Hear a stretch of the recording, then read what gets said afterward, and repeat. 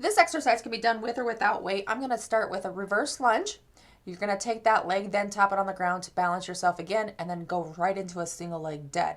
Couple things for balance here is one, notice that my head is looking down. I'm looking about 1 foot or 2 feet in front of me and keeping my eyesight there. Also, nice and slow, controlled movement. You don't want to make this too fast in between the transition of lunge and a single leg dead. You'll go all over the place. And then the very last tip is when you're stepping back into your reverse lunge, make sure that you're not stepping in line.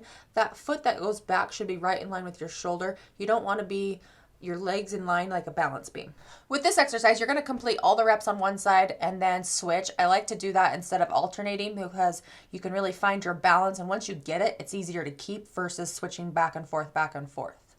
If you start to experience some major back pain on this, you want to maybe put down the dumbbells and start with no weight and then move up to the dumbbells as you get stronger. This is going to require a lot of glute strength on this exercise, so oftentimes the glute will get tired and the low back will compensate.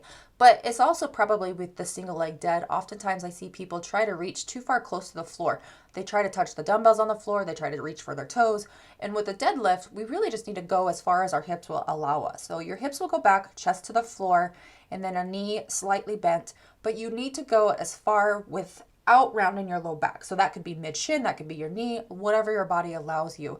And also, again, you've been doing the reverse lunges, so your glute's going to be tired. It might be a little bit less than what you're used to. This is a pretty intense exercise, so definitely humble yourself and work up to what you can do.